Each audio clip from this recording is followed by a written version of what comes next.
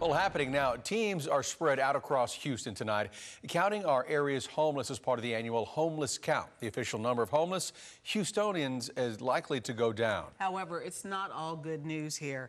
Our investigative team has uncovered an alarming increase in the number of homeless people dying, 1 every 3 days. ABC 13's Ted Oberg talked to families, advocates, and the homeless themselves to find out why.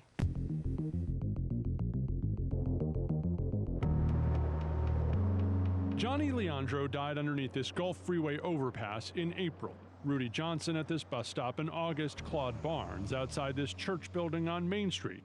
And in late August, Michael Sloop died in his tent just north of downtown, hours after seeing his sister at her home. What did he tell you as he was leaving? That he loved me.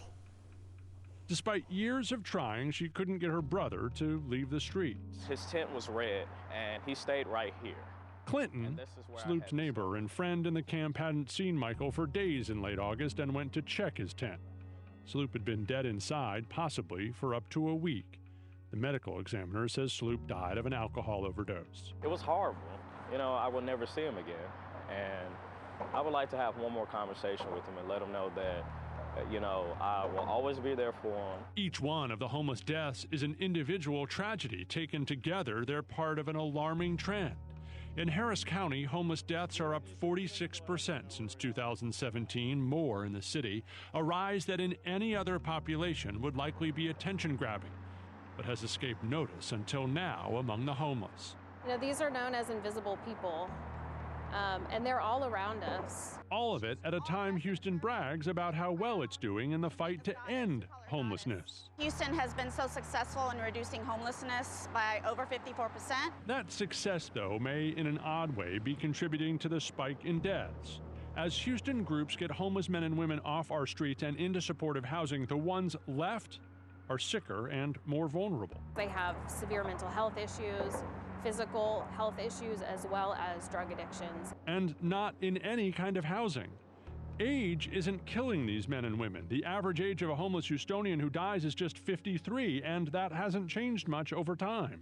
But 92% of them last year were fatally wounded or found dead on the street, not in shelters or motels or friends' homes. Those stats from the morgue are clear. It's living on the streets that's killing people, despite the great success Houston's had on the overall homeless population. The #1 leading cause of homeless death in Houston is drug or alcohol abuse. Where's the help for that? You tell me. Experts tell us help is available, but stats on the number of available treatment beds are hard to find.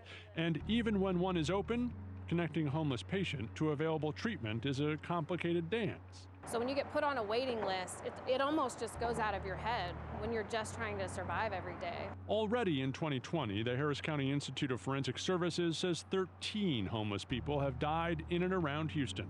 I can't seem to move past it right now. Even more families getting that awful news than last year at this time. I just run all these things through my mind, wondering what was happening in those last minutes. And I wasn't there for him. Homeless advocates and medical examiners tell us Michael is actually one of the lucky ones. There are so many homeless people who die on our streets who are unknown and unclaimed by their families. Tomorrow morning on Eyewitness News, we'll tell you the one thing homeless people and their advocates say you can do right now to help. It is easy and it won't cost you a penny. Ted Oberg, ABC 13 Eyewitness News.